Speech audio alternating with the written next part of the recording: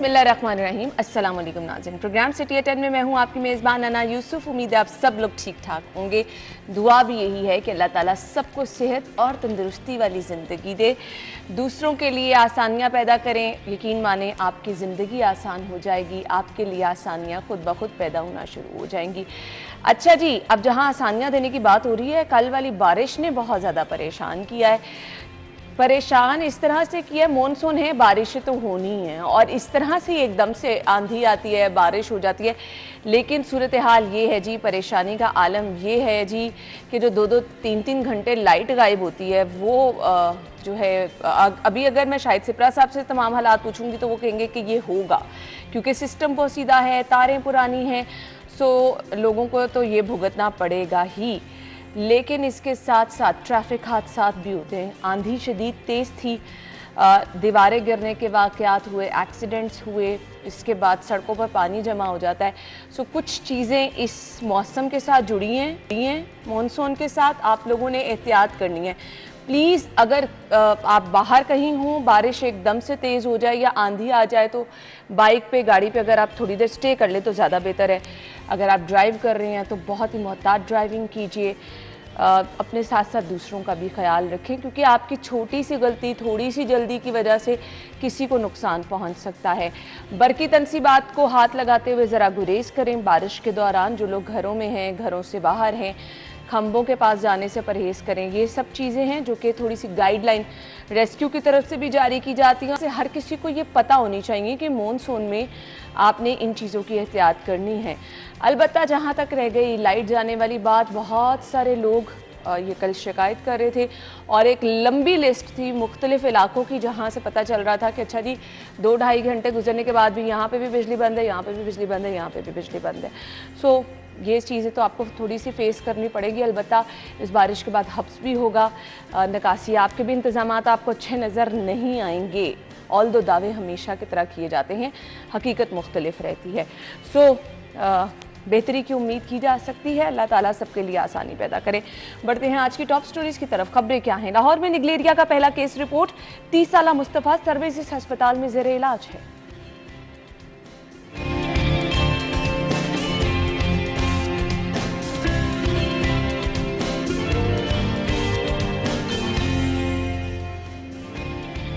सेहत कार्ड से किसने कितना माल बनाया, महकमा स्पेशलाइज्ड हेल्थ का थर्ड पार्टी ऑडिट कराने का फैसला। पंजाब हुकूमत रूल्स ऑफ बिजनेस 2011 में तरामीम। बेघर सरकारी मुलाजिमीन के लिए नई GOR में घर बनेंगे। और इसके बाद ईद खत्म, रिलीफ खत्म, आटे का थैला 50 रुपये महंगा।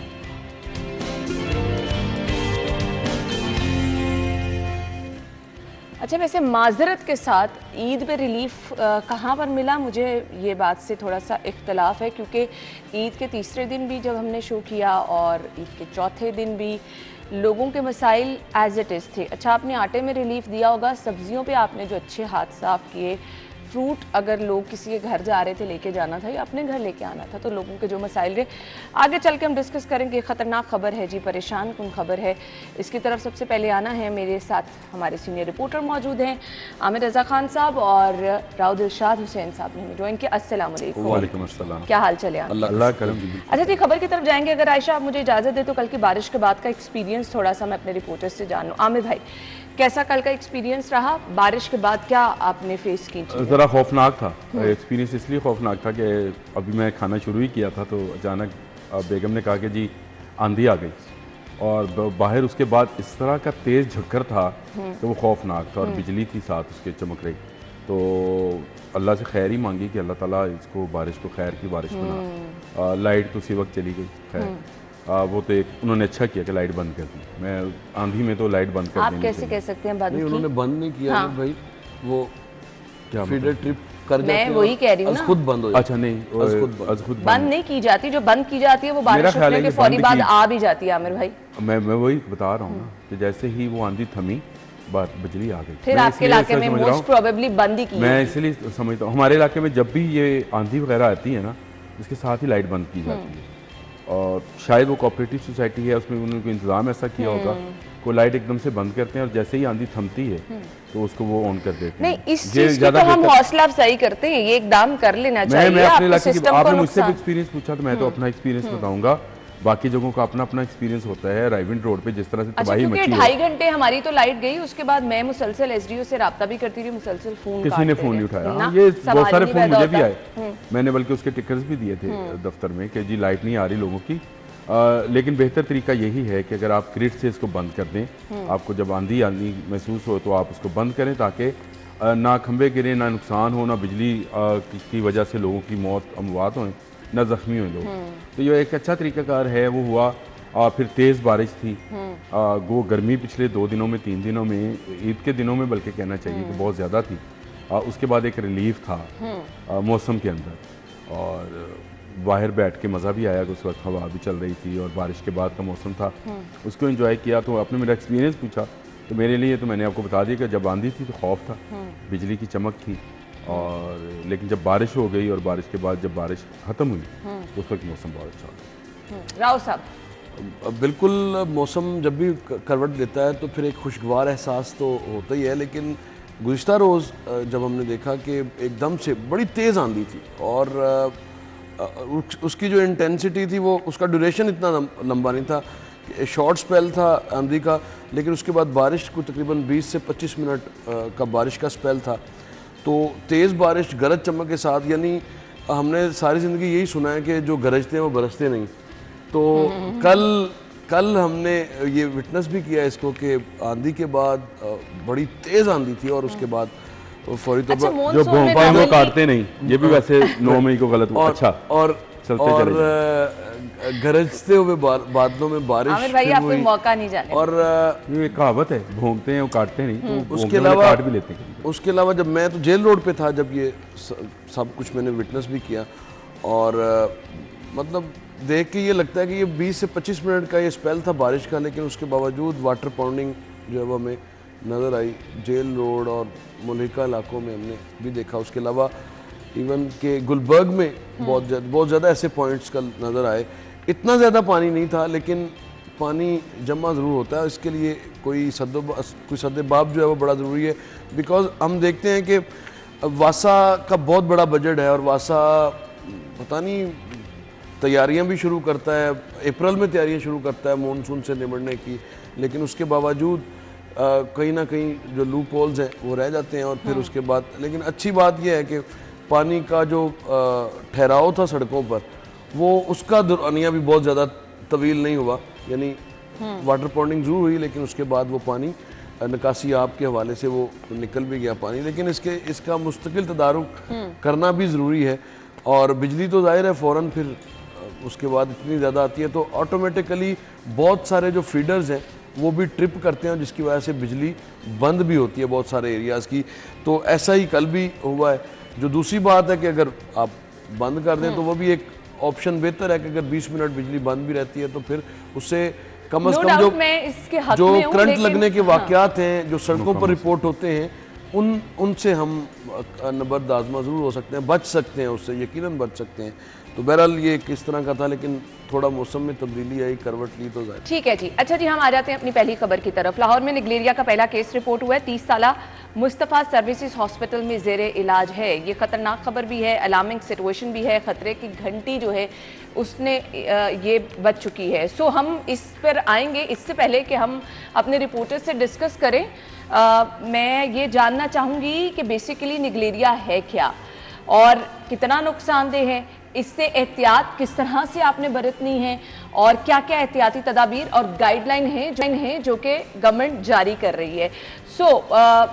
जो खबर है उसकी मैं कुछ डिटेल्स आपके साथ अगर शेयर करूं। निजी लेबॉर्ट्री की रिपोर्ट में निगलेरिया का टेस्ट मुस्बत आने पर इछरा का रिहायशी 30 साला मुस्तफ़ा शफीक सर्विसेज हॉस्पिटल में ICU में दाखिल है और इसकी हालत तशवीशनाक बताई जा रही है। गर्दन तोड़ बुखार से मिलता जुलता निगलेरिया वायरस 3 से 8 दिन में मौत का सबब बन जाता है। सो कराची में ये पहले केस रिपोर्ट होना शुरू हुए, गुज़िश्ता साल भी हमने देखा और इस साल भी। अब गाइडलाइन जारी करना, लोगों को इसके बारे में बताना वक्त की अहम ज़रूरत है। तो इस पर माहिरीन की क्या राय है वो हम जानने की सबसे पहले कोशिश करेंगे। डॉक्टर जावेद अकरम से मैं रब्ता करने की कोशिश कर रही हूँ, उसके बाद हम आएंगे अपने रिपोर्टर्स की तरफ। तो जैसे डॉक्टर साहब से रब्ता होता है, आयशा आप मुझे बता दीजिएगा। आमिर भाई मैं आपकी तरफ आऊँगी। देखिए निगलेरिया अगर आप अपने बाथरूम में नहाएं तो आपको नहीं होगा। क्या कहा आपने, दोबारा से कहिएगा। अगर आप अपने बाथरूम में नहाएं तो आपको नहीं होगा। तो इसकी क्या गारंटी है? गारंटी नहीं, ये है ही पानी का। हाँ। ये पानी का जरासीम है जो कि नाक के रास्ते आपके दिमाग को खाने के लिए जाता है। और जो लोग नहरों में, तालाबों में नहाने के शौकीन हैं, ये इचरा का रश है, तो इचरा की नहर पे सबसे ज़्यादा रश होता है नहाने वालों हाँ, का। बिल्कुल होता है। और 30 साल इसकी उम्र है, तो इसका मतलब है ये नहर में टुबियाँ लगाता होगा। देखो बात, अगर आप हिफाजती इकदाम, इसका कोई ऐसा हिफाजती इकदाम नहीं, ये है ही पानी के अंदर का। जो लोग बारिशी पानी में, तालाब में, बारिशी पानी में तो आप बारिशी पानी में नहाएं, लेकिन बारिश का जो पानी जिस तरह से वाटर पॉन्डिंग है, हाँ। उसमें ना नहाएं। उसमें से आपके नाक में जाएगा और नाक के रास्ते ये दिमाग में जाएगा और दिमाग को खाना शुरू करेगा। 8 से 9 दिन के अंदर आपकी आती। इसकी एहतियाती तदाबीर बिल्कुल वो नहीं है जिस तरह से हम कोरोना में देखते रहे हैं या फ्लू में देखते हैं कि आप दूर रहें, बास ना आए तो ये छींक से आ जाएगा, खांसी से आ जाएगा। भी नहीं आता, ये है पानी से। और कोशिश करें अपने बच्चों को ये नहरों तालाबों में नहाने से मना करें। और ये स्विमिंग पूल्स के अंदर भी ये पैदा हो सकता है जहाँ पे सफाई नहीं होती है। स्विमिंग पूल्स हैं जहाँ पे रोजाना की बुनियाद पर राव साहब पानी को तब्दील किया जाता है, फिल्टर किया जाता है, वहाँ ठीक है। लेकिन जहाँ पे इस तरह की सूरत हाल है कि वहाँ पे कई दिन साफ नहीं किया जाता पानी, वहाँ पे ये आपके नाक के रास्ते अंदर जा सकता है। तो उसकी बेस्ट एहतियाती तदाबीर यही है कि आप अपने बाथरूम में नहाएं।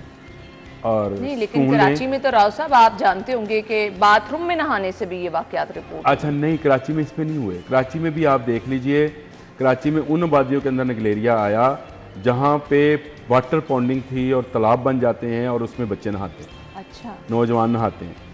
समंदर के किनारे भी कुछ ऐसी जगह हैं जहाँ अगर समंदर नीचे जाता है तो पानी बाकी रह जाता है, वहाँ पे लोग नहाते हैं। ये पैदा ही पानी के अंदर होता है निगलेरिया, नाक के रास्ते जाता है। ये बात जरा समझ जाएं। हाँ, ये तो है। हम लोग टुबियाँ लगाने के नहर में कभी बचपन में हम भी लगाया करते थे, बहुत ज्यादा, लेकिन बहुत ज्यादा अब क्योंकि ये है तो एहतियाती तदबीर मैं तो अपने सुनने वालों से कहूँगा अपने बच्चों को ये नहर से, तालाबों से, इस तरह के स्विमिंग पूल से ज़रा दूर रखें तो बेहतर है। सही। राव साहब देखिए, मेरे लिए तो बिल्कुल ये एक नया, जिस तरह से कोविड पहली मरतबा हमने सुना, उस तरह से ये निगलेरिया भी कल से हुई जब ये सुना। और खबर शेयर की तो गर्दन तोड़ बुखार की रिजेम्बलेंस इससे बताई जा रही है खबर के मुताबिक। अब हम कोई माहिरीन तो है नहीं कि इसका जो तोड़ है वो डॉक्टर जावेद अकरम साहब से अगर आपकी बात होती तो शायद हमारे जो नाजरीन हैं उनको ज़्यादा इस हवाले से अवेयरनेस भी होती, क्योंकि डॉक्टर साहब ने चूँकि कोविड जब आ रहा था और अभी चाइना में था कोविड, पाकिस्तान में कोई केस नहीं था, तो उस वक्त उससे पहले डॉक्टर जावेद अकरम साहब, मुझे पता है कि सेमिनार्स में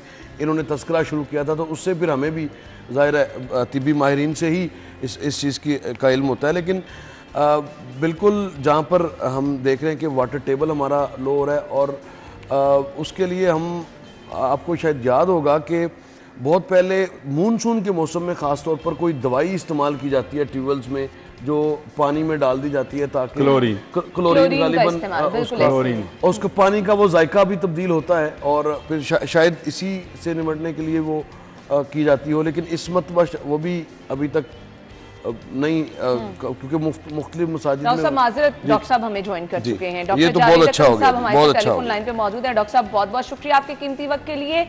खबर हमारे अखबार में है जी, निगलेरिया का केस रिपोर्ट हुआ है, इचरा का रिहायशी है। सो मुझे अपने नाजरीन को ये बताना है कि निगलेरिया है क्या, इसकी एहतियात क्या बरतनी है, आपकी तरफ से क्या गाइडलाइंस हैं? जी बहुत शुक्रिया जी। एक केस डेफिनेटली लैब ने कंफर्म किया है निगलेरिया का, यंग बच्चा था उसका। और ये निगलेरिया एक अमेबिक इन्फेक्शन है, माइक्रो अमीबाइड है, यानी कि जरासीम है जो अमीबा एक नाम है माइक्रो ऑर्गेनिज्म का, और इसकी छोटी किस्म जो है उससे ये फैलता है। और इसका जो ज़्यादातर जो इसका कॉम्प्लिकेशन है वो दिमाग से होती है और एनसेफेलाइटिस यानी सोजिश हो जाती है दिमाग की। और ये इसके लिए आइसोलेशन ज़्यादा ज़रूरी है और इसमें एंटीबायोटिक्स हमारी जिप्सोमाइसिन वगैरह उस ग्रुप की देते हैं। और डॉक्टर साहब, क्या ये काबिल इलाज नहीं है? ये क्या डायरेक्टली मौत का सबब बनता है? जी बन सकता है, इसमें शरह मौत काफ़ी ज़्यादा है अनफॉर्चुनेटली, लेकिन ये नहीं कि 100% है। तो कुछ 15 से 20% लोग इससे इम्प्रूव भी हो जाते हैं। और ये एक इन्फेक्शियस डिजीज़ है, यानी कि इसके लिए ज़रूरी है कि हम आइसोलेट करें, उनके जो एक्सक्रीटा हैं उस मरीज़ के, उनकी प्रॉपर डिकंटेमिनेशन करें और ऑर्डिनरी सीवरेज में ये नहीं जाएं ताकि ये आगे मजीद नहीं फैले। और जाहिर है कि ये काफ़ी सीरियस बीमारी है, जिसको भी होती है अनफॉर्चुनेटली। और ज़्यादातर केसेस अभी तक कराची से हुए जो रिपोर्ट होते रहे पहले, लेकिन अब ये इस वक्त जो एक केस रिपोर्ट अभी रिसेंटली हुआ है वो लाहौर का है। डॉक्टर साहब ये रहनुमाई फरमा दीजिए कि जब कोविड आया था तो बाकायदा SOPs जारी किए गए थे, डेंगू के हवाले से SOPs जारी किए गए जिन पर अमल दरामद करने से डेंगू से बचा जा सकता है। तो नेगलेरिया के हवाले से पंजाब हुकूमत क्या वार फुटिंग पर क्या इकदाम करने जा रही है, और कोई ऐसे SOPs जो स्कूल्स और दीगर अवामी मकामात पर अवेजा किए जा सके जिससे ज़्यादा से ज़्यादा अवेयरनेस हो, क्योंकि अवेयरनेस से ही इसको गाइडलाइन क्या बेसिकली जारी की गई? जी बिल्कुल बिल्कुल, ये इसकी आज इसका अलर्ट इशू हो रहा है और उससे इंशाल्लाह आप लोगों के जरिए इसकी आगाही भी फैलाई जाएगी और लोगों को मसला किया जाएगा कि इन अलामात के साथ, यानी कि बुखार हो, सर दर्द हो और जबकि जिस्म को खुदा न खास्ता लगने की हो या बदबू हो, तो ये इनको फौरी तौर पर मुख्तलिफ हॉस्पिटल सरकारी में जाना चाहिए ताकि इनकी तस्दीक हो सके। तशखीस इसकी दिमाग के गिर जो पानी है निकालने से भी हो जाती है, उसमें ये माइक्रो के भी नजर आती है और PCR टेस्टिंग से भी हो सकती है। ठीक है डॉक्टर साहब, बहुत बहुत शुक्रिया आपके वक्त के लिए। सो अब आपको ख़बरदार भी रहना है, होशियार भी रहना है। जो आपकी पब्लिक प्लेस हैं जहाँ पर, जैसे कि आमिर भाई ने मेंशन किया कि तालाब हो गए, नहर में लोग नहाने के लिए जाते हैं और लाहौर में तो बहुत ही ज़्यादा ट्रेंड है, छुट्टी वाले दिन वीकेंड पे नहा से नहरों में नहा रहे हैं। तो इसके लिए अलर्ट जारी करना वक्त की हम ज़रूरत है। राव साहब कुछ कहना चाह रहे हैं? एग्जैक्टली इस पे मैं ये देख रहा हूँ कि हमारे अखबार में ना महकमा सेहत की एडवाइजरी जारी की भी स्टोरी लगी है, लेकिन बेहतर होता कि अगर इस एडवाइजरी को हम बिल्कुल सबसे पहले इस एडवाइजरी को, एक केस तो सामने आ गया, उसके बाद एहतियाती तदाबीर से हमने मैंने डॉक्टर साहब से पूछा गाइडलाइन कर रहे हैं और इस पर अलर्ट जारी कर रहे हैं, इस पर एडिटोरियल पॉलिसी दे रहे हैं। इस पे मैं एडिटोरियल पॉलिसी की बात नहीं कर रहा कि इसको जरा नुमायां किया जाता तो मेरे ख्याल से ज्यादा अवेयरनेस हो सकती है। ये बहुत और जरूरी है। अवेयरनेस ही इसका हल है। कोविड, डेंगू और जो भी आपके यहाँ इशू है, खसरा या पोलियो, इससे क्या अवेयरनेस की वजह से आप इससे काबू पाते हैं और अवेयरनेस एक बहुत बड़ा टूल है। डॉक्टर साहब ने एक दो दफा मेंशन किया कि आइसोलेट कर दिया जाता है, उसकी क्या रीज़न है? मैं डॉक्टर साहब से पूछना भी चाह रही थी, आवाज़ क्योंकि क्लियर नहीं थी। सो ये थोड़ी सी मुझे पूछने की, क्या ये एक से दूसरे इंसान में फैलता है, क्या इसलिए? नहीं फैलता नहीं है। अच्छा, फैलता नहीं है, लेकिन कोई भी बीमार शख्स हो, चाहे उसको किसी भी जरासीम की वजह से कोई बीमारी हुई हो, तो उसको सेहतमंद लोगों से ज़रा दूर ही रखा जाए। हॉस्पिटल का कंसेप्ट भी इसीलिए है, बिल्कुल ऐसे ताकि उसको सेहतमंद लोगों से दूर रखें, खासकर बच्चे हैं उनसे दूर रखें। और दूसरा, ये जब दिमाग को हिट करता है तो इसके अंदर, खबर के अंदर भी शामिल है कि इंसान में चिड़चिड़ापन, लड़ाकू, झगड़ालू और इस तरह की चीज़ें हो जाती हैं उसमें, क्योंकि ये दिमाग को खाता है जरासीम। तो इसलिए उसमें पागलपन जैसी कैफियत भी हो सकती है। आजकल आइसोलेटेड शायद इसलिए रखना आजकल वैसे बुखार के बड़े ज़्यादा केसेस रिपोर्ट होंगे आजकल। फिर जो बच्चे बाहर से मशरूबात इस्तेमाल करते हैं उससे बिल्कुल उनको रोका जाए। और गर्दन तोड़ बुखार वही है जो टाइफाइड का एक सिलसिला है, उससे बचाव के लिए कुछ भी हो तो फौरी अपने डॉक्टर से रजू करें। ये एहतियाती तदाबीर करें और फल जो है उसको बहुत जरूरी है। ऐसे पब्लिक मकामात पर जहाँ खुला पानी है, बारिश का पानी है, थोड़ी सी एहतियात कीजिए। वाले पानी को प्लीज, मैं नहीं कहती हूँ कि आप बाहर से पैसों का पानी खरीद के ही पिए। हम वापस आते हैं ब्रेक के बाद।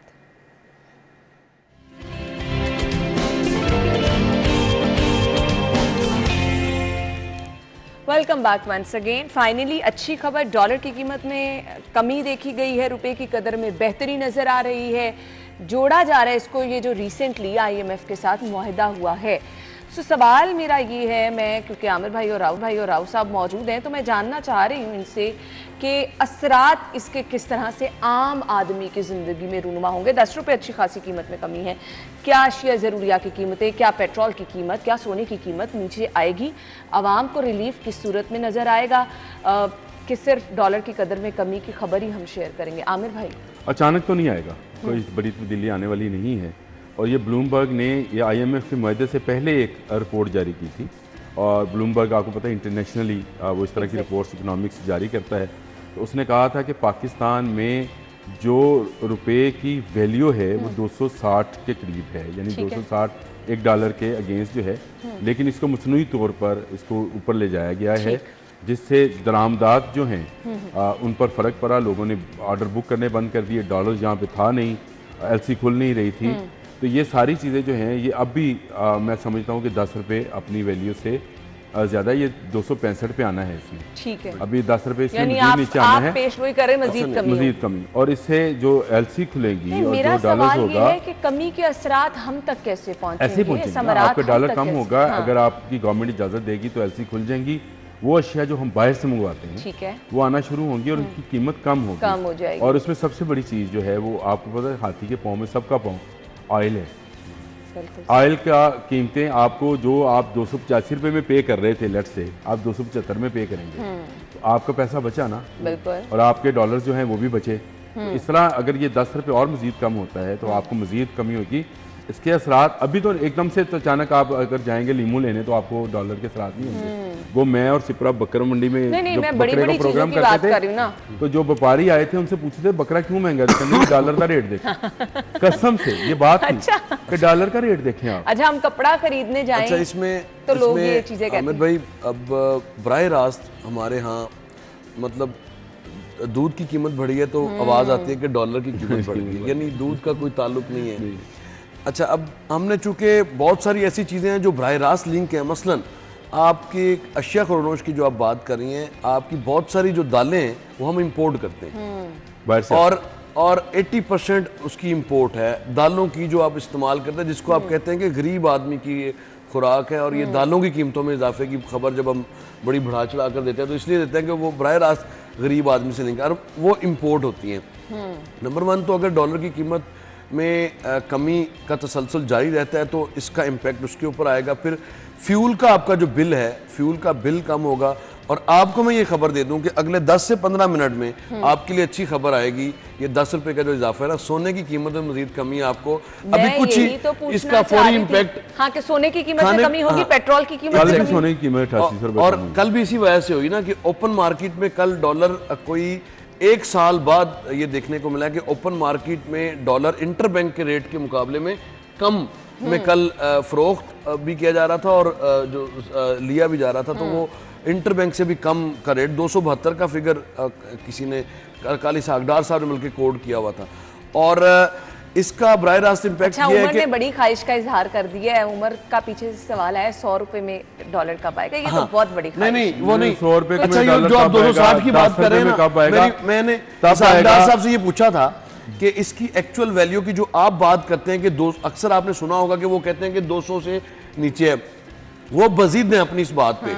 और ये हमारे अपने लोगों का कसूर है। हमने ज़ख़ीरा अंदोज़ी के चूँकि मास्टर्स यहाँ पर मौजूद हैं और मास्टर माइंड्स भी यहाँ पर मौजूद हैं, तो हम हर उस चीज़ से फ़ायदा नफ़ा हासिल करने की कोशिश करते हैं जिससे कौम का इज्तिमाई तौर पर नुकसान हो रहा होता है। की तरफ जाने उमर की ख्वाहिश पूरी होगी कभी कि नहीं होगी? नहीं, उस तरह की जिस तरह की उम्र चाहता है नहीं होगी। आबादी बढ़ गई, उम्र आया ना इस दुनिया में 150 पे आने तो बड़ी बात हो। इस तरह के जो आएंगे वो आबादी बढ़ती जाएगी तो डॉलर की कीमत वो इससे कोई फर्क नहीं पड़ता। आपकी तो ख्वाहिश नहीं पूरी होने वाली उमर, ये मैंने आ सकता है। वैसे अगर आज हम कौम बन जाएं और जो हमारी पॉलिटिकल लीड है ये फैसला ये करे कि सबसे पहले ये करके दिखाए कि हमारा जो कुछ बाहर था ना वो हम मुल्क में ले आए, अगर ये ले आए तो उसके बाद आप देखेंगे कि डॉलर खरीदने की टेंडेंसी ये बन चुकी हुई है। लाहौर में मैं बहुत सारे लोगों को पर्सनली जानता हूं कि हर कोई बंदा ये कहता है कि मेरा सरमाया दुबई, यूके और कनाडा में महफूज है, यहाँ पर महफूज नहीं है। ये अब सराहियत कर गई है, काउंसलर्स भी ये सोचते हैं, चेयरमैन एमपीएस भी ये सोचते हैं।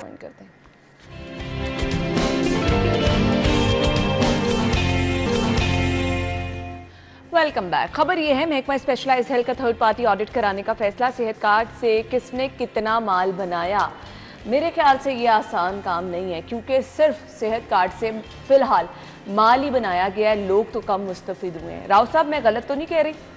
बिल्कुल, ये बड़े होशरबा इंकशाफात अभी आने वाले दिनों में आपके सामने आएंगे, क्योंकि बड़ी तवील एक press conference day before yesterday की गई है, जिसमें एक अखबारी ख़बर के मुताबिक कि हेल्थ कार्ड को निगरान गवर्नमेंट बंद कर रही है, उस पर वजाहत दी निगरान वज़ीर इत्तलात ने और वज़ीर सेहत ने।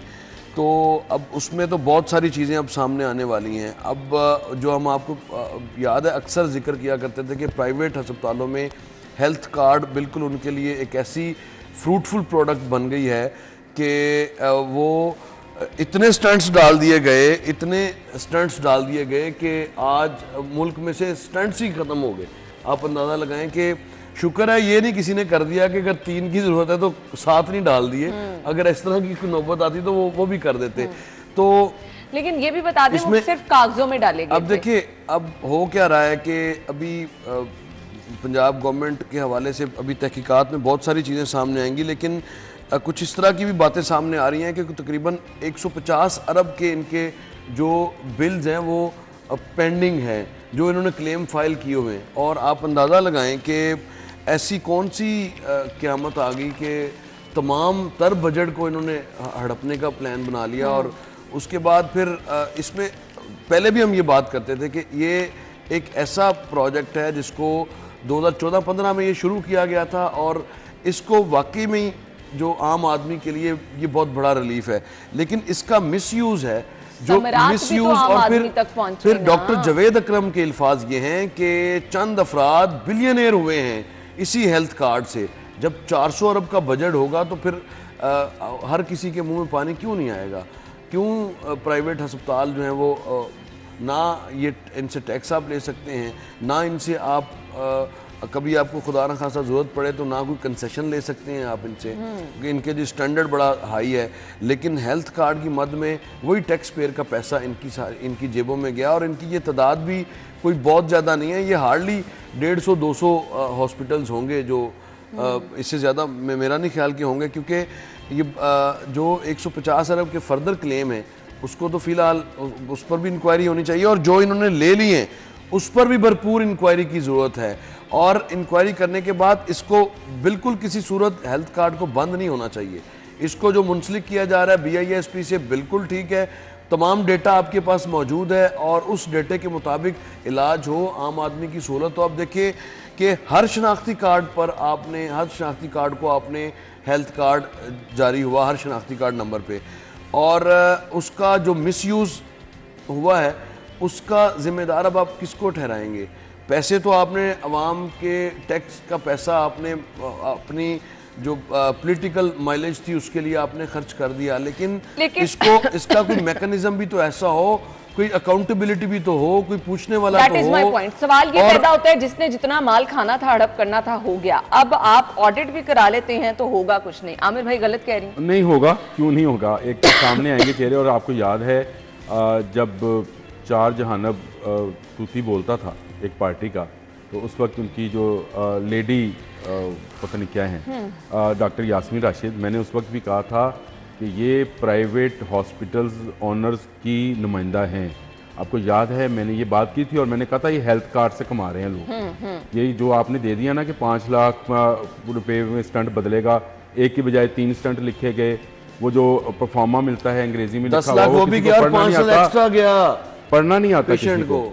तो ये सारा माफिया मिल के ये अरबों रुपए कमा रहा था, और ये जब होगा, इनके बिल अभी मौजूद हैं, अभी इनको सारा पैसा वापस नहीं गया है, उसको रोक लेना चाहिए और उसको वापस अवाम में सरकारी हॉस्पिटल्स के अंदर इस्तेमाल करना चाहिए। बिल्कुल ठीक है, बेनजीर इनकम सपोर्ट प्रोग्राम के तहत जो है, जो लोग रजिस्टर्ड हैं उनका इलाज आप बिल्कुल मुफ्त करें, चाहे प्राइवेट हॉस्पिटल में करा लें, सरकारी हॉस्पिटल में करा लें। लेकिन यहाँ तो अरबपतियों ने भी अपने स्टंट जो हैं वो तब्दील करवाए उसी शनाख्ती कार्ड के ऊपर। उनको क्या हक पहुंचता था? गवर्नमेंट ने अच्छा किया कि 30% रख दिया, भाई आप प्राइवेट में करा रहे हो 30% तो आप पे करें, हालांकि उनके लिए 50% होना चाहिए था। मैं अब भी ये कहता हूँ कि 30% दे के 70% वो आमिर रजा के टैक्स से इकट्ठा किया हुआ पैसा जो है वो क्यों खर्च करें? बिल्कुल सही कहा। अपने इलाज में सरकारी हॉस्पिटल में जाएं, तो ये प्राइवेट हॉस्पिटल्स का एक माफिया है। जो राव साहब के गोल 150 है, शहर में होगा 150, लेकिन अगर आप ओवरऑल देखें तो पूरे पंजाब में और फिर पूरे पाकिस्तान में नहीं ये कितना बड़ा ये है तो सिर्फ पंजाब का प्रोग्राम ना। ये जो स्टंट डालने का काम था, ये एक स्टंट था। ये रावलपिंडी, मुल्तान, लाहौर और ये बड़े फैसलाबाद, राव साहब ये करतब था जो करतब दिखाकर इन्होंने एग्जैक्टली बेशुमार पैसा जो है ये आप हुकूमती कह पॉकेट में से निकाल कर अपनी जेबों में डाला। थर्ड पार्टी ऑडिट होगा, सब कुछ सामने आ जाएगा और जो मालकान इसमें मुलव्वस हैं, मैं कहता हूं कि प्राइवेट हॉस्पिटल मैं ये कहने लगी हूं, आई रिक्वेस्ट कि उनको छोड़े ना प्लीज। अच्छा जी, खबर ये है बेघर सरकारी मुलाजमीन के लिए नई GOR बनेगी। पंजाब हुकूमत Punjab government rules of business 2011 में तरामीम। आमिर भाई ये कमेंट चाहिए। मुझे एक कमेंट चाहिए, तो चुप रहें। प्राइवेट मुलाजिम कहाँ जाए? सरकारी मुलाजिमों को दे, सारे बेघर हैं, तो प्राइवेट मुलाजिम जो हैं वो सारे घर वाले हैं। सारा पैसा हम ये सरकारी अफसरों पे खर्च कर रहे हैं। पेट्रोल इनका फ्री है, बिजली इनकी फ्री, घर इनका फ्री, मुलाजिम इनका फ्री। हम मुलाजिम नहीं, 10 मुलाजिम जो का ऑफिसर है, जो PHA में है उसके घर माली काम कर रहे हैं, और जो किसी और महकमा सेहत में तो उसके घर वार्ड बॉय काम कर रहे हैं। मुझे ये बताएं कि सारा कुछ आपने सरकारी मुलाजमीन को देना है। मेरी हुकूमत से इल्तमास है कि भाई प्राइवेट मुलाजमीन को भी कुछ दें। उनके लिए क्या, उनके लिए घर जरूरी नहीं है क्या? वो बेघर नहीं है क्या? उनके लिए नहीं बनाए ना एक पॉलिसी प्राइवेट मुलाजमीन के लिए भी। जितनी फैक्ट्रियां हैं, जितने अदारे हैं, जितने लोग हैं प्राइवेट पे काम करते हैं, उनके लिए तो 12-12, 15-15 घंटों की मुशक्कत है। आप जाएं दुकानों पे, जो कहते हैं कि 8 बजे बंद नहीं करेंगे, वहाँ बच्चे 12 घंटे 15 घंटे काम नहीं करते रहो साहब, काम करके, और उसके बाद फिर वो बेचारे उनकी ना इंश्योरेंस है ना उनका हेल्थ है। और सरकारी मुलाजमीन तो इनको तो फ्री है। नहीं, इससे आगे हैं सरकारी मुलाजमीन भी। ये जो आपका ख्याल है नया GOR बनेगा तो इसमें वो जो वाकई बेघर है, क्या उसको घर मिल जाएगा? उसको फिर भी नहीं मिलना, फिर भी वो AC को मिलना है जिसके पास 1.5 करोड़ की गाड़ी है और वो टमाटरों की कीमतें चेक कर रहा है। मुल्क गरीब है, आप अंदाजा लगाएं, उसके पास अनलिमिटेड फ्यूल है। आप एक तहसील में आप असिस्टेंट कमिश्नर को तो आपने खुदा बनाया हुआ है हमारे सिस्टम ने, उससे को पूछे तो सही, उसका तो कभी गिरबान पकड़े कि भाई आप कर क्या रहे हैं। अपना घर किराए पे देके वो चले जाते हैं सरकारी घर के अंदर। सरकारी घर में वो चले जाते हैं। 10 मुलाजिम है सरकारी घर। आपको पता है कि सरकारी घर मिनिमम भी 4 से 6 कनाल का सरकारी मुलाजमीन को दे। आप ये दोहरा मेयार पहले खत्म करें, पहले ये सारे इनके मुलाजमीन। और यही बदकिस्मती है कि 25,000 रुपए जो तनख्वाह ले रहा है उसको बिजली का बिल भी देना है, घर का किराया भी देना है, उसको फ्यूल की कीमत भी अदा करनी है। लेकिन जो जिन साहब बहादुर की जो तनख्वाह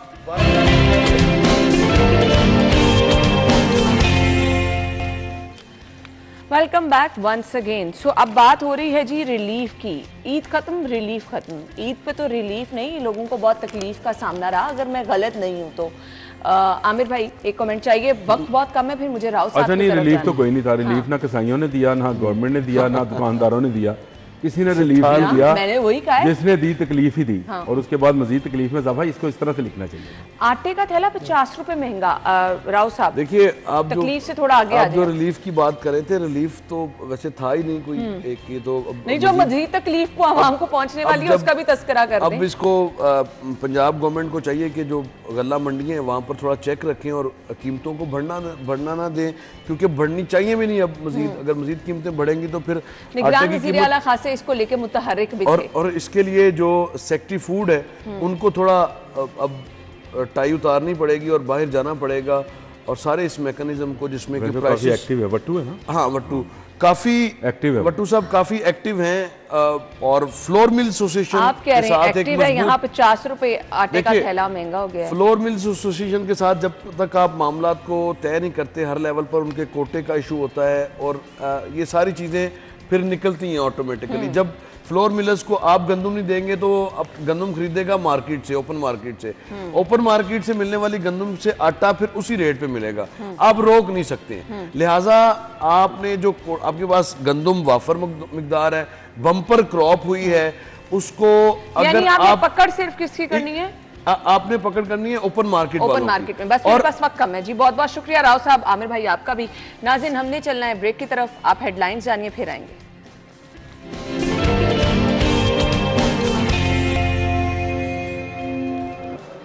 ओपन मार्केट में सब्जियों की कीमतें क्या हैं? अभी हमारे साथ रेट लिस्ट भी चल रही थी, आप टिकट्स में देख रहे होंगे, कीमतों में इजाफा हुआ है। सो मायदा हमें बता रही हैं कि आज की रेट लिस्ट क्या है। जी मायदा, ओवर टू यू। तरह से रोज़ हम सब्जियों की कीमतें बताते हैं और जिस तरह आप भी जो स्क्रीन लिस्ट सब पे शेयर करती हैं, उस तरह से हमारे शहरियों के लिए थोड़ी आसानी हो जाती है कि शहरी जो है वो सब्जियों की कीमतें जो है वो जान सकें। रोज़ की बुनियाद पर हम भी बताते हैं, हमारे शहरियों को आगाह भी करते हैं कि कौन सी कीमत पर आज जो सब्ज़ी है वो सस्ती बिक रही है और कौन सी महंगी बिक रही है। आज भी मेरे पास ट्रेड लिस्ट मौजूद है। मैं आपको सबसे पहले ये चीज़ बताती चलूँ, कल जो है वो 5 सब्जियों की कीमतों में इजाफा देखने में नज़र आया था, तो आज वहीं पर जो है उतार चढ़ाव के साथ 10 कीमतें जो है सब्जियों की उसमें उतार चढ़ाव के साथ जो है वो महंगी बिक रही हैं। ओपन मार्केट की बात कर लेते हैं, यहाँ पर मेरे पास मौजूद हैं सब्जियों की। अगर बात करें प्याज तो 55 रुपये जो है वो सरकारी नर्ख फिक्स किए गए हैं, जबकि बाहर ओपन मार्केट में 90 रुपये फ़रोख्त किए जा रहे हैं।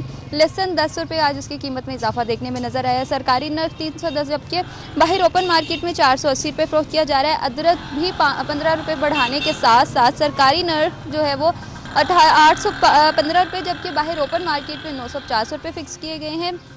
उसी के साथ साथ लीमू की अगर बात कर लें जो बहुत ज़्यादा ज़रूरी है और मौसमी फल है, तो शहरी जो है वो पानी, लीमू पानी और दीगर जो चीज़ें जो है सलाद वगैरह में भी इस्तेमाल करते हैं। सरकारी नर्ख जो है 165, जबकि बाहर ओपन मार्केट में 210 रुपये फ़रोख्त किया जा रहा है। बैंगन भी उसकी कीमत में 3 रुपये इजाफा देखने में नज़र आया है। साथ ही साथ करेले भी आज 3 रुपये महंगाई के साथ सरकारी नर्ख जो है 53, जबकि बाहर ओपन मार्केट में 70 रुपये फ़रोख्त किए जा रहे हैं। बंद गोभी 40 रुपये, जबकि बाहर ओपन मार्केट में 60 रुपये फ़रोख्त की जा रही है। शलजम जो मौसमी सब्ज़ी भी नहीं है उसमें आज 10 रुपये इजाफा देखने में नज़र आया है। भिंडियों में भी इसी तरह इजाफा देखने में नज़र आया है। दीगर आप स्क्रीन पर देख सकते हैं कि किस तरह सब्जियों की कीमतें हैं, उनमें उतार चढ़ाव जारी है। एक सब्ज़ी आज सस्ती है तो दूसरी उसी तरह से महंगी दिखाई देती है।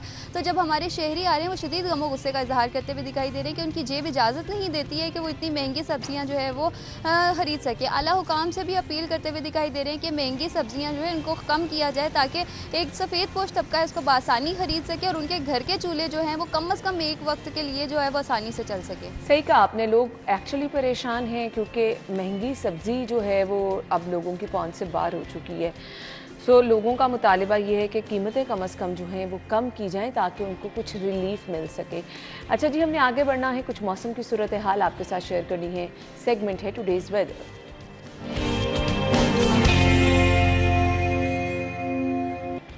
आजकल मौसम के तेवर समझना कुछ मुश्किल है क्योंकि कल जब मैं यहाँ से निकली तो अच्छी खासी गर्मी थी, बादल भी नज़र आ रहे थे, सुरमई बादल भी थे, हब्स बहुत ज़्यादा था। लेकिन देखते ही देखते शाम ढलते ही मगरिब के बाद हवा चली जो आंधी में तब्दील हुई। तेज़ हवा, आंधी और फिर तूफ़ान और फिर बारिश इस कदर ज़्यादा थी कि बस जी, लेकिन तेज़ हवा ने मेरे ख्याल से उस बारिश को भगा दिया। अब प्रेडिक्शन क्या है, 8 तक तो वैसे ही 8 जुलाई तक बारिशों की प्रेडिक्शन की गई है। आज का मौसम कैसा रहेगा, हम मायदा की तरफ कोमल की तरफ चलेंगे। जी कोमल हमारे साथ मौजूद हैं, बाहर के मौसम के हवाले से बताएंगी। कोमल, अभी टेम्परेचर बताएं, मैक्सिमम मिनिमम टेम्परेचर कितना रहेगा, बारिश के कितने इम्कान हैं? जी बिल्कुल अन्ना, लाहौर शहर के मौसम के हवाले से बात की जाए तो मौसम आज खूब अदाएं दिखा रहा है। इस वक्त आपको मेरे बैक पे भी नज़र आ रहा होगा कि ठंडी ठंडी हवाओं की वजह से हरियाली में भी जान नज़र आ रही है। परिंदों की चहचहाहट भी सुनाई दे रही है, पत्तों की सरसराहट भी कानों में रस खोल रही है।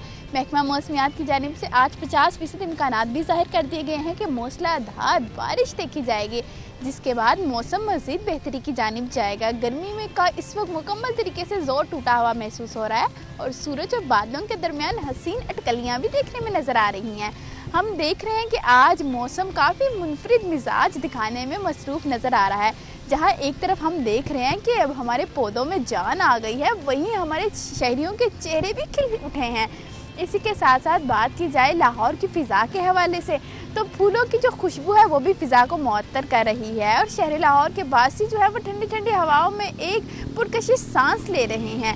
लाहौर में इस वक्त टेम्परेचर के हवाले से बात की जाए तो दर्जा हरारत जो है वो 34 डिग्री सेंटीग्रेड रिकॉर्ड किया जा रहा है, लेकिन जो 34 डिग्री पर तपिश महसूस की जाती थी आज उसकी छुट्टी हुई महसूस हो रही है। आइंदा 24 घंटों के दौरान टेम्परेचर में जहां कमी देखी जाएगी वहीं मौसम में मज़ीद बेहतरी भी देखी जाएगी और बारिश भी होगी आज। तो शहरी जो है वो थोड़ी एहतियात के साथ अपने कामकाज की जानिब जाएंगे। यकीनन अना आपने भी आते हुए आज मौसम की सुबह के औकात में थोड़ी सी सख्ती ज़रूर झेली होगी, लेकिन इस वक्त अगर आप बाहर आए तो यकीनन लाहौर का मौसम मुख्तलिफ अंदाज में मुख्तलिफ मिजाज ही दिखाएगा। थैंक यू सो मच, बहुत बहुत शुक्रिया कोमल, आपने मौसम के बारे में हमें अपडेट किया। आगे बढ़ना है और अब आपको बताना है जी माल का हाल।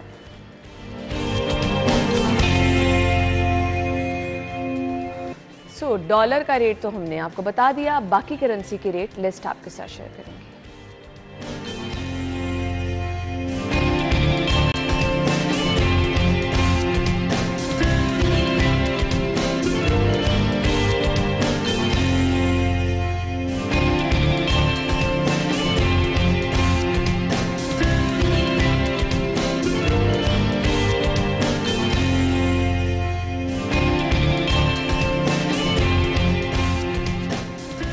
सो लिस्ट आपने देख लीजिए, हमने एक ब्रेक लेनी है, ब्रेक के बाद हमारे मेहमान हमें ज्वाइन करेंगे। आप कहीं मत जाइएगा, हमारे साथ ही रहिएगा।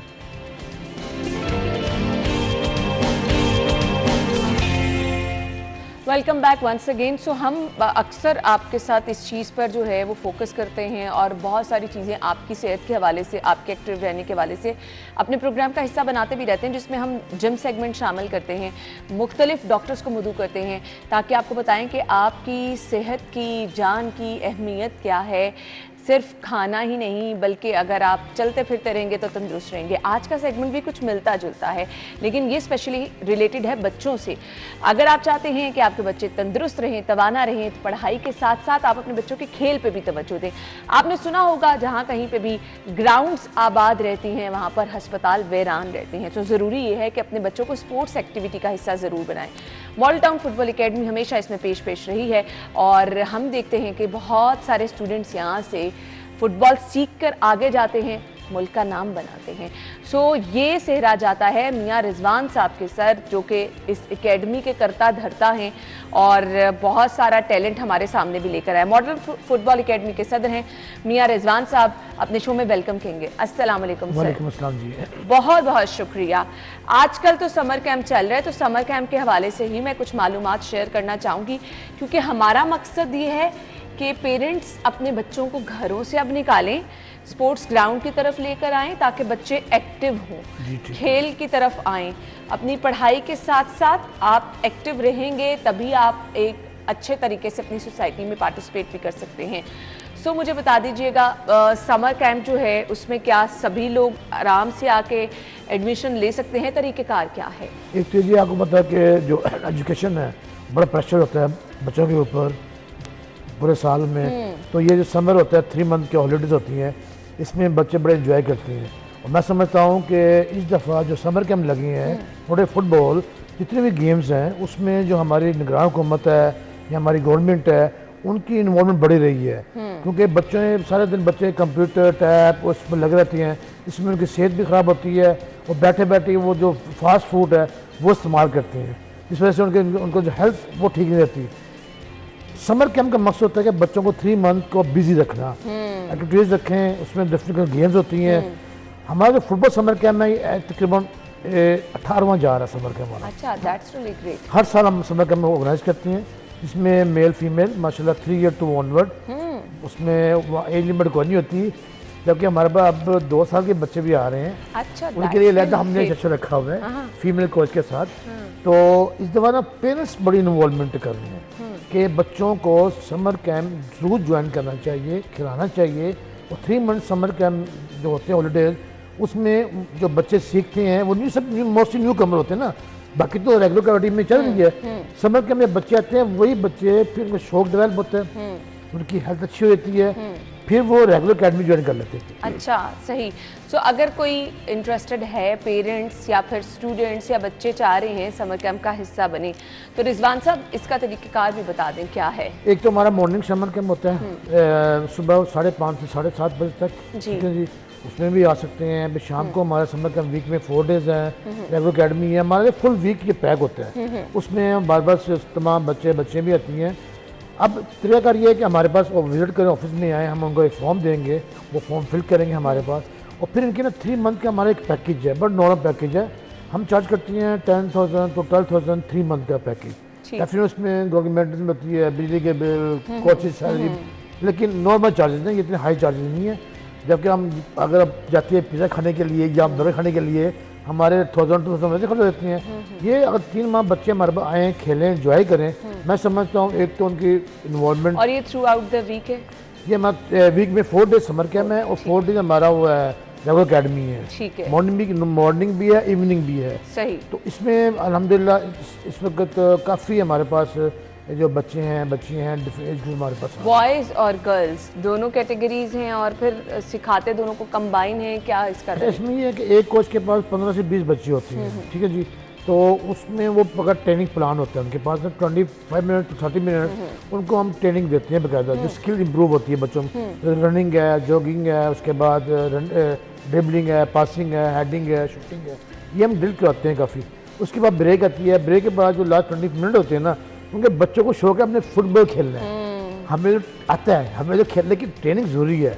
जो लास्ट 20 मिनट होते हैं उसमें हम बच्चों को फिर मैच करवाते हैं, टूर टीम बना के उनका कंपटीशन करवाते हैं फिर। सही। अच्छा जी, मुझे ये भी बता दीजिएगा कि टैलेंट कैसा सामने आता है? व्हाट डू यू थिंक कि ये ट्रेनिंग कंप्लीट करने के बाद या समर कैंप कंप्लीट करने के बाद आपके पास कुछ ऐसे भी स्टूडेंट्स बाहर निकलते हैं जो कि आगे चल के आपके मुल्क के लिए काम कर सकते? बिल्कुल ठीक कह रहे हैं। देखिए हमारे अभी मैं कल की बात कर रहा हूँ, हमारे जर्मनी से एक मेल फीमेल आए हैं, अंडर 14 बच्चा है और अंडर 16 लड़की है, पहले मेंबर हैं हमारे। अब वो आए हैं जी, हमने यहाँ छोटे बच्चों को ट्रेनिंग करवानी है। हमने जो ट्रेनिंग वहाँ ली है जर्मनी में, वो हमने जो छोटे बच्चे हैं अंडर 3 ईयर या 6 ईयर उनको ट्रेनिंग देनी है। तो हमारे जो बच्चे हैं वो डिफरेंट स्कूल कॉलेज यूनिवर्सिटी में खेल रहे हैं। पाकिस्तान में खेल चुके हैं हमारे बच्चे ना, तो जो बच्चे यहाँ स्टडी करने जाते हैं बाहर डिफरेंट कंट्री में, वहाँ वो बी लीग सी लीग जो उनकी लीग होती है उसमें पार्टिसिपेट करते हैं बकायदा वो। सही। अब मुझे ये बता दीजिएगा कि पेरेंट्स कहते हैं कि जी अगर हमने अपने बच्चे को सिखाया है तो एकेडमी इसको आगे लेके चले और एकेडमी ही इसको फिर आगे नेशनल लेवल पर या रिकमेंड करे। कुछ ऐसी फैसिलिटीज़ भी आपके यहाँ मौजूद हैं? बिल्कुल फैसिलिटीज़ है। फिर हम बच्चों को एक तो समर कैम्प में रेगुलर अकेडमी, फिर हम ना बच्चों को प्रोफेशनल ट्रेनिंग, अच्छा, MTFA प्रो, हम उसको बाकायदा ट्रेनिंग करते हैं। प्रोफेशनल इंडिविजुअल ट्रेनिंग भी है, ग्रुप ट्रेनिंग भी है।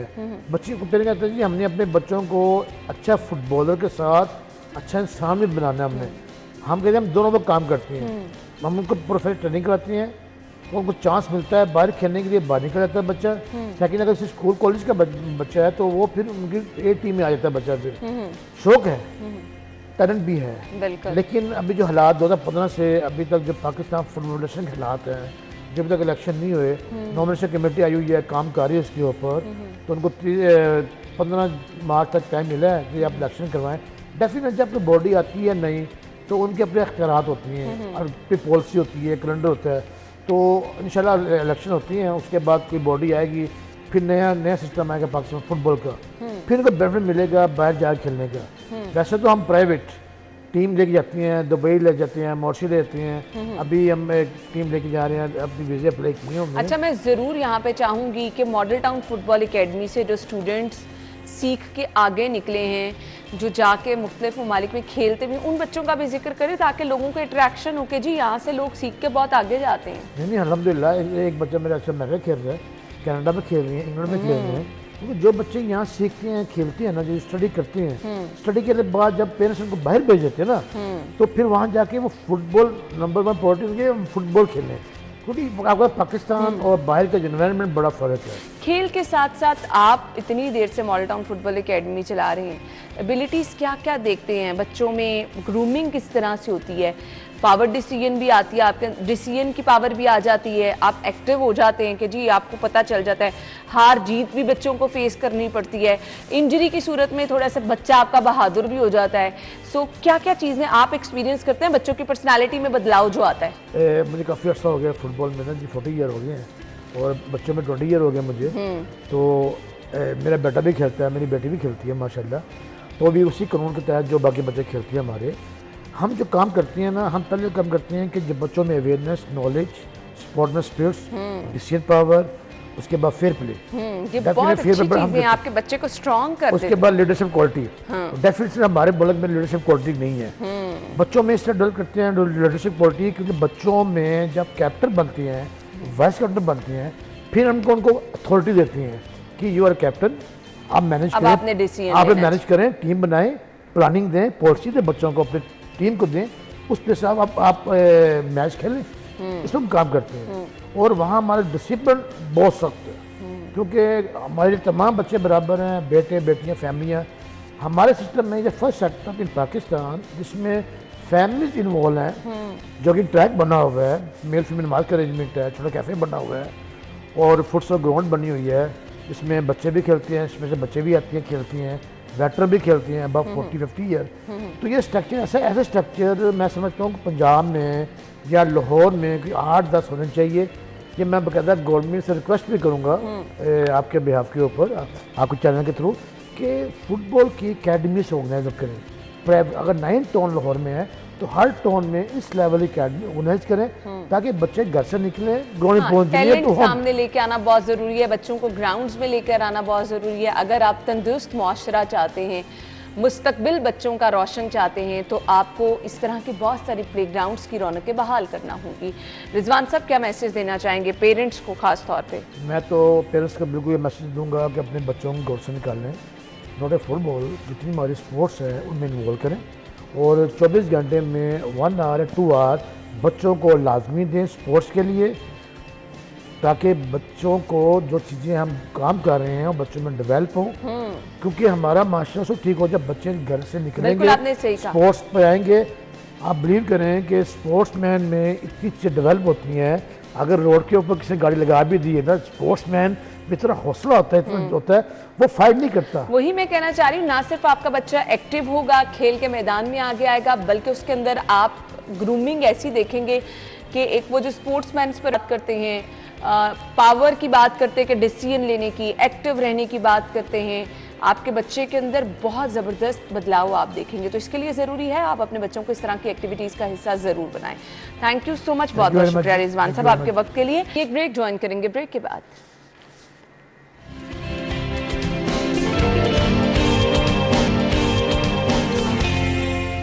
हमारे साथ स्टूडियो में जो मेहमान मौजूद है तारुफ कराना चाहूँगी, चीफ इंजीनियर एलडीए इसरार सईद साहब ने हमें ज्वाइन किया है, अपने शो में वेलकम करेंगे। अस्सलाम वालेकुम इसरार साहब। वालेकुम अस्सलाम जी। थैंक यू सो मच, आपके वक्त का बहुत बहुत शुक्रिया। नो डाउट ये जो काम चल रहे हैं इसका सेहरा आपके सर भी जाता है, जिस तरह से बर वक्त और तेज़ी से काम मुकम्मल हो रहे हैं। सो जिस रफ्तार से हमने देखा लाहौर ब्रिज पर काम हुआ, जिस रफ्तार से कलमा चौक पे काम हुआ, क्या आगे भी आवाम के लिए यही खुशखबरी है? अगर हम समनाबाद से स्टार्ट करें तो कितना काम मुकम्मल हो गया है और कब आवाम के लिए खोल दिया जाएगा?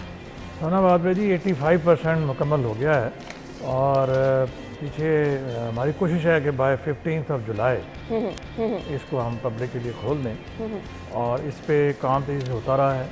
ईद की छुट्टियों पे काम नहीं हो सका और ख़ासकर जो बारिशें जो आ गई थी। अच्छा, 15 जुलाई जो है क्योंकि कम ही दिन रह गए हैं, सो डू यू थिंक कि ये आजकल तो मानसून की बारिशें भी हो रही हैं, कोई रुकावट हो सकती है?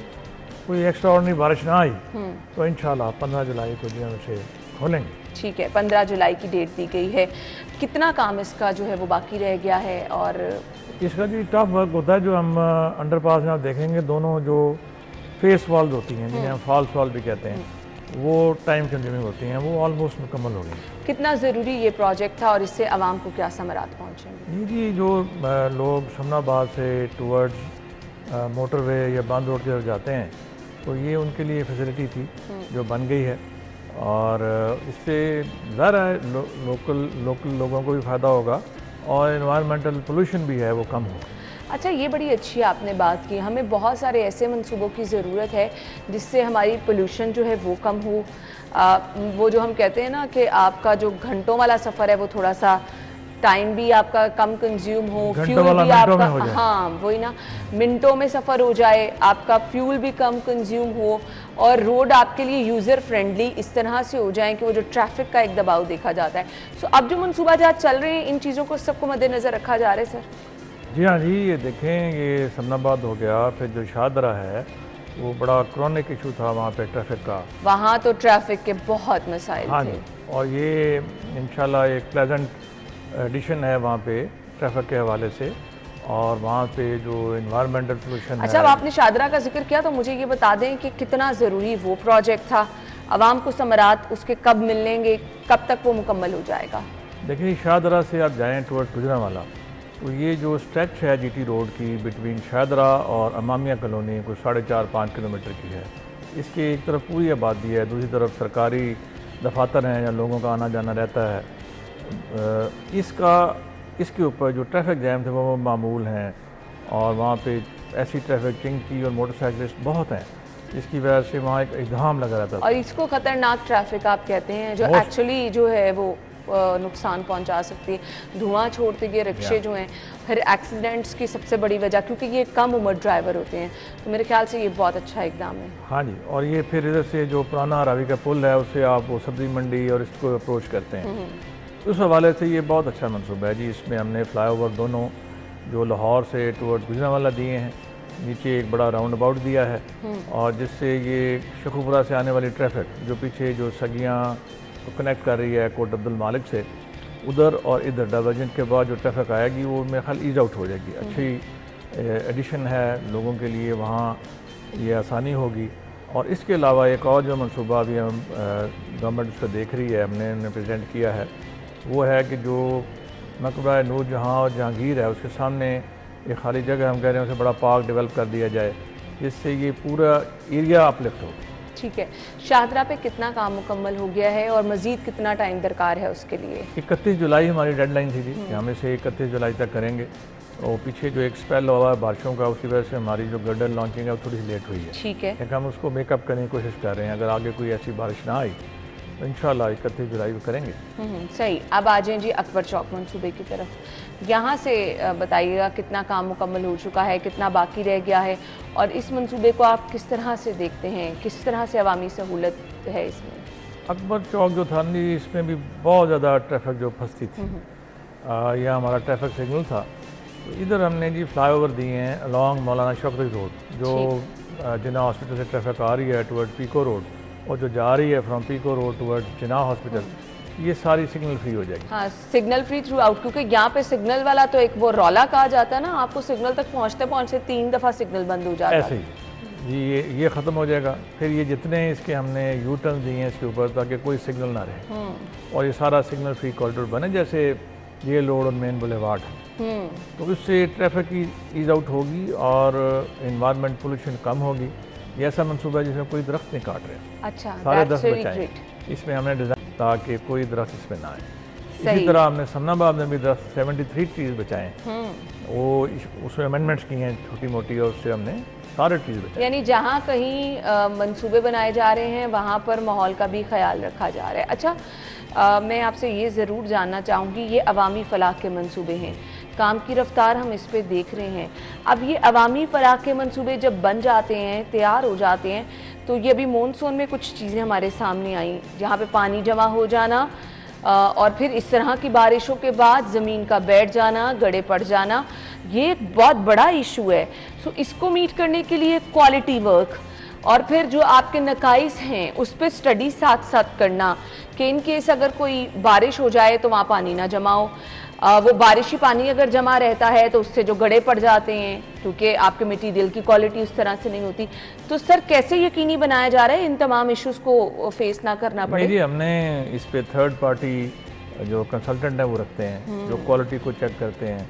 उनके अलावा एक और हमारी अपनी टीम होती है, वो उन क्वालिटी को चेक्स जो हैं वो सारे ऑब्जर्व करती है, जिससे कोशिश होती है कोई ऐसी जगह रह ना जाए।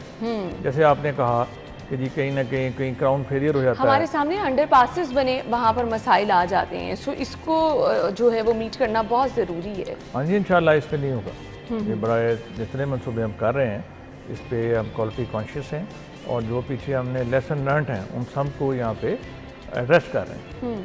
सही। अच्छा जी, इसके बाद कुछ नए मनसूबाजात बता दें जो पाइपलाइन में हैं। ये 3 प्रोजेक्ट्स मुकम्मल होकर प्रायोरिटी में क्या है कि इन प्रोजेक्ट्स को शुरू एक बड़ा जी मेगा प्रोजेक्ट है एलिवेटेड एक्सप्रेसवे, जो गुलबर्ग से शुरू होगा और मोटरवे तक कनेक्ट करेगा। अच्छा, वो तो बहुत ही ज़बरदस्त प्रोजेक्ट है, तो क्या उस पर भी काम फ़ौरन शुरू किया जाएगा? हाँ जी, उसका पेपर वर्क वो ये सारा कुछ हो रहा है, और उम्मीद है कि विद इन अ मंथ ये भी शुरू होगा इंशाल्लाह। सही।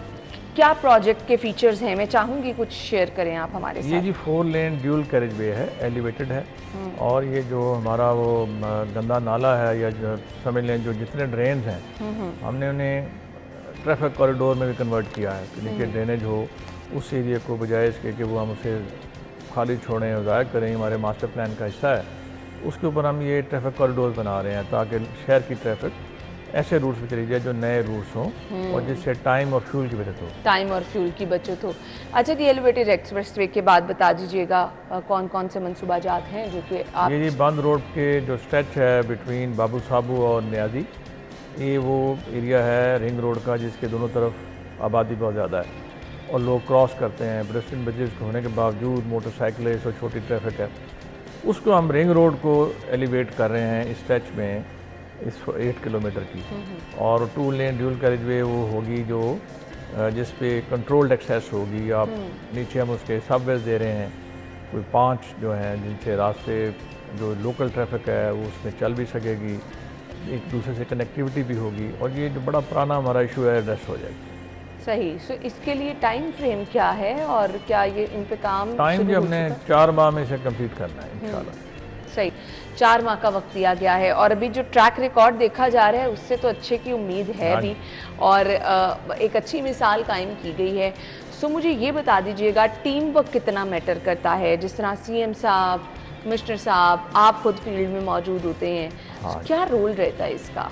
मैं सीएम साहब जी बड़ी अनथक आदमी हैं, थकते नहीं हैं और इनके लेट नाइट विजिट्स भी आ जाते हैं। उससे ये है कि जितनी हमारे लोग काम कर रहे हैं उनका भी मोरल बूस्टिंग होती है और वो फील करते हैं कि जनाब वो सीएम भी हमसे ज़्यादा मेहनत कर रहे हैं, तो इसलिए हमें भी खूब मेहनत करनी चाहिए और जल्दी रिजल्ट देने चाहिए। तो एक कोशिश पूरी होती है। सो ट्रैफिक के मसाइल आप क्या समझते हैं शहर में किस हद तक हल हो जाएंगे ये रोड्स की कुशादगी से? क्योंकि हमारे शहर में अब ट्रैफिक का दबाव जो बढ़ता चला जा रहा है, आप जितने रोड की एक्सटेंशन कर रहे हैं, अंडरपासेस बना रहे हैं, पुल बना रहे हैं, वो कम पड़ते जा रहे हैं। देखें जी, अगर ये नाम बनते तो क्या हो, मैं इसका काउंटर एक आर्गूमेंट करता होता हूँ। बात यह है जी कि यहाँ पे हमारे लाहौर में मास ट्रांजिट सिस्टम जो है वो पूरा बनना चाहिए, जिसकी 2 लाइनें बनी हैं, एक ऑरेंज ट्रेन बनी है, एक ग्रीन लाइन जो जिसको मेट्रो बस कहते हैं वो बनी है, 3 लाइनें और बनी हैं, ब्लू लाइन है, पर्पल लाइन है और एक अब ये ब्राउन लाइन भी है जो इसके ऊपर चलेगी, जो हम ये एलिवेटेड एक्सेस से बना रहे हैं। उसकी जो एक सीरियल दोनों लेन है पब्लिक ट्रांसपोर्ट के लिए हैं। तो जितनी ये हम ज़्यादा लेते आएंगे और लोग फिर उस पर आएंगे कि भाई ये हमारे पास एक फैसिलिटी अवेलेबल है, तो इसे तो आपकी पब्लिक ट्रांसपोर्ट रोड्स पे गाड़ियाँ कम होंगी तो पब्लिक ट्रांसपोर्ट का इस्तेमाल होगा, तो ये ऑल दो आपके लिए फ़ायदा होगा। Thank you so much sir, आपके वक्त का बहुत बहुत शुक्रिया एंड गुड लक। जिस तरह से एक नक्शा आपने खींचा है, लाहौर तो तब्दील होगा ही, यहाँ पे ट्रैफिक भी कम इंशाल्लाह में होती नजर आएगी, माहौलियाती आलूदगी भी कम होगी और आवाम को सहूलत भी मिलेगी।